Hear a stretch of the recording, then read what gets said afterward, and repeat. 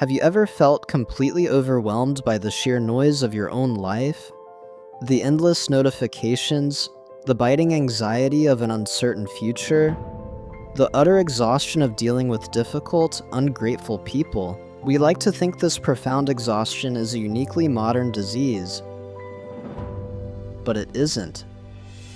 Nearly 2,000 years ago, a man sat alone in a military tent on the freezing frontier of the Roman Empire. He wasn't writing a book for publication.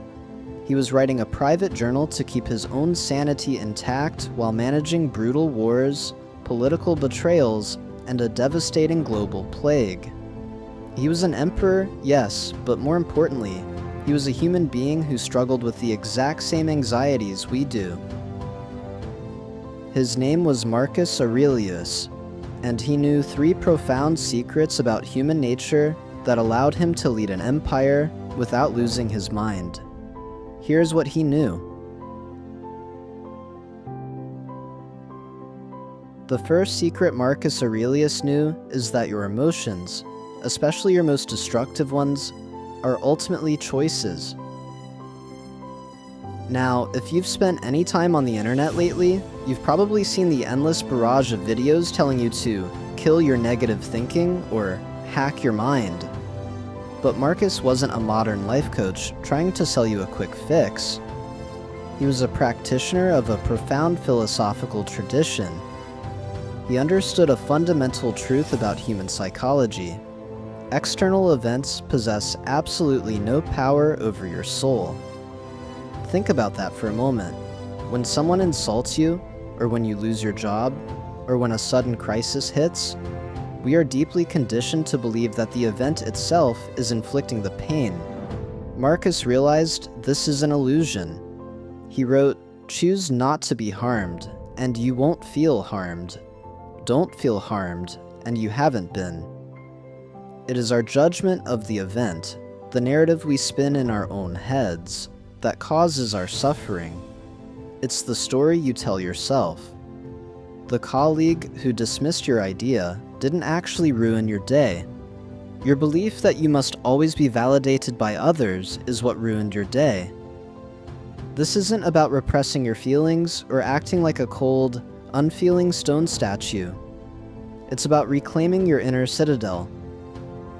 When you realize that your anxiety or your anger is generated entirely by your own perception, you suddenly hold the keys to your own freedom. You are no longer a helpless victim of circumstance.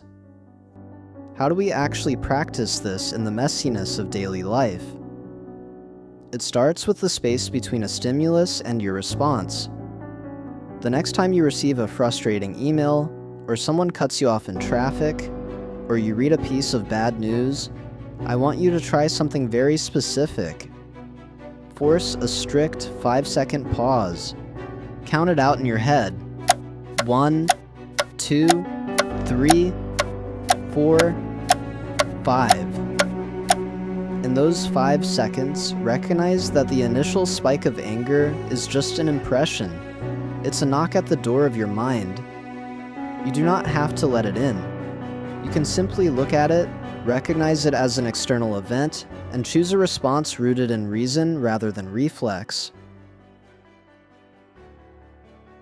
But if we stop there, we fall into a dangerous trap.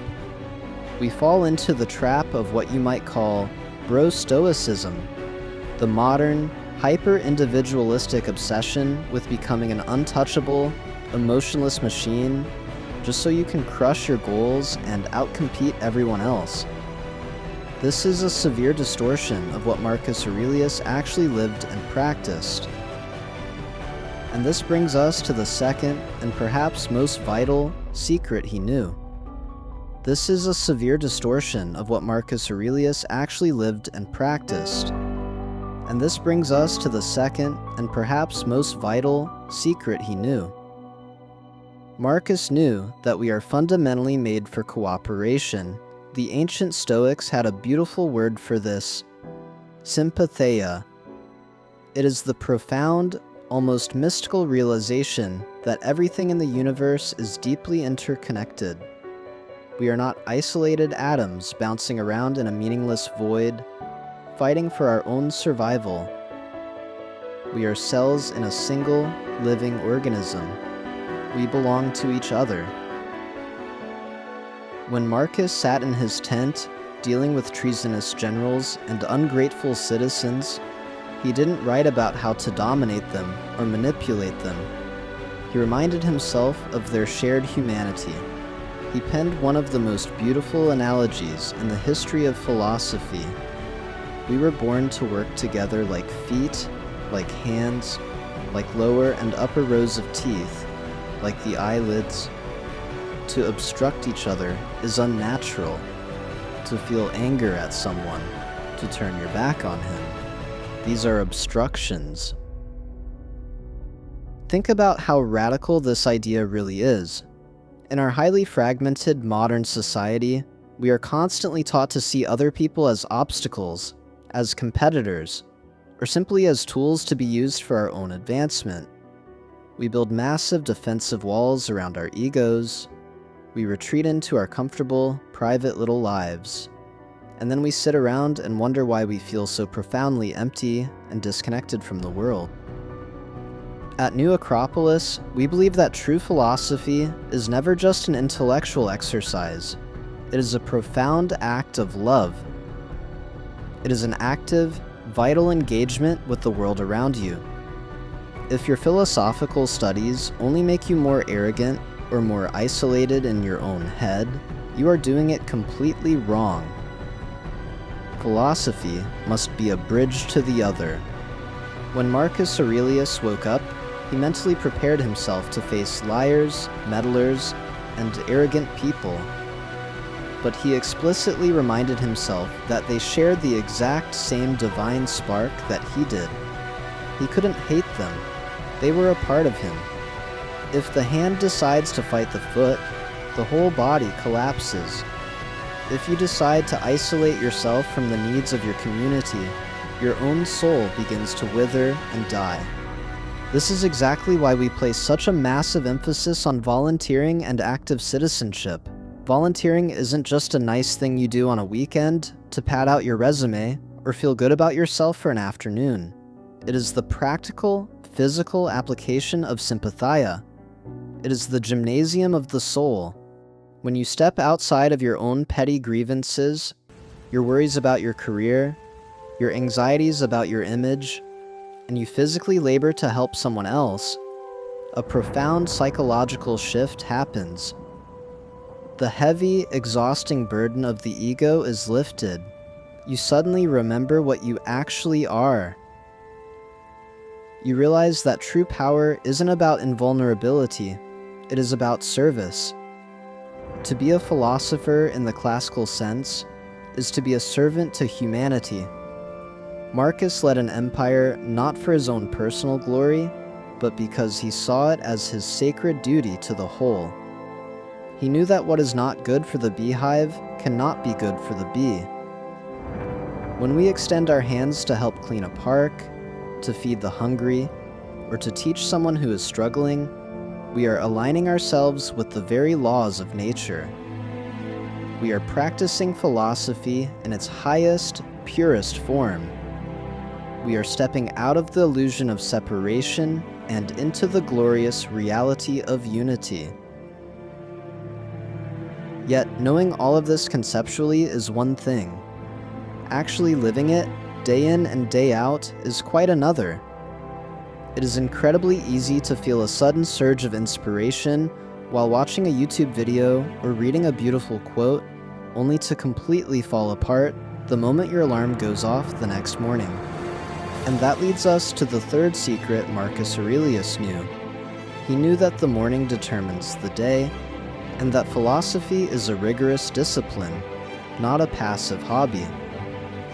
If you search for morning routines on the internet today, you will find endless, exhausting optimizations, ice baths, complex supplement stacks, obscure journaling frameworks meant to maximize your financial output. But the true philosophical morning routine is much rawer, much more fundamental. It is about the daily conquest of the self. In Book 5 of his Meditations, Marcus records a deeply relatable, almost comical inner dialogue. It's dawn, it's freezing cold, and the Emperor of Rome absolutely does not want to get out from under his warm blankets. He writes about the struggle. At dawn, when you have trouble getting out of bed, tell yourself, I have to go to work, as a human being. What do I have to complain of if I'm going to do what I was born for, the things I was brought into the world to do? Or is this what I was created for, to huddle under the blankets and stay warm? His inner voice whines back at him, but it's nicer here. And Marcus sharply rebukes himself. So you were born to feel nice, instead of doing things and experiencing them? Don't you see the plants, the birds, the ants and spiders and bees going about their individual tasks, putting the world in order as best they can, and you're not willing to do your job as a human being? This isn't just about the modern productivity hack of waking up early to get ahead of the competition. This is a daily spiritual battle. Every single morning, you are presented with a clear choice between the easy comfort of the blankets, which represents the sleep of the soul, unconsciousness, and passivity, and the demanding, cold reality of your duty as a human being. Marcus knew that if you lose that very first battle of the day, you set a precedent of surrender for the next 12 hours.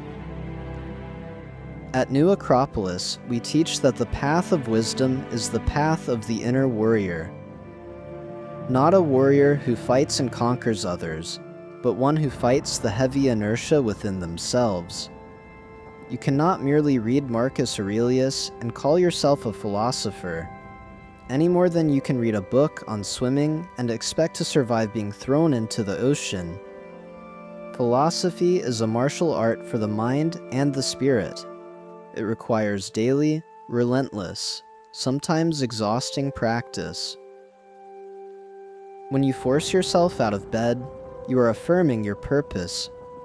You are declaring to the universe that you have a role to play in that great cosmic organism we spoke of earlier. The warmth of the bed is the ego pleading for comfort. The cold floor is the reality of duty calling you to wake up and serve. This is the daily discipline. You have to cultivate the willpower to do what is right, rather than what is comfortable. And it starts the moment your eyes open. You must remind yourself of your nature. You must anticipate the challenges of the day not with dread or anxiety, but with the quiet confidence of a trained athlete stepping onto the field. This consistent, daily repetition is what slowly carves actual character out of the raw material of your life. Marcus didn't become a wise emperor by accident.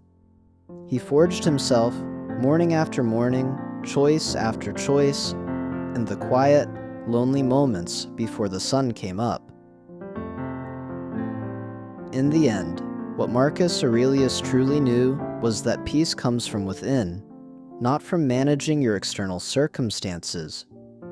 You cannot control the economy, the traffic, or the opinions of other people, but you can always control your own mind, your own hands, and your own willingness to serve the world around you.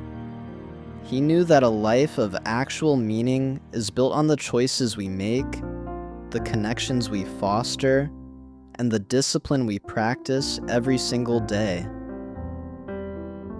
But please, don't let this just be another video you consume, feel good about, and then immediately forget. If you want to practice philosophy in the real world, if you want to build this inner strength and actually live these principles rather than just study them, we invite you to take the next step. Check out our upcoming talks or join us for a volunteering event at New Acropolis. The link is in the description below. It's time to wake up, leave the blankets behind, and do the work of a human being.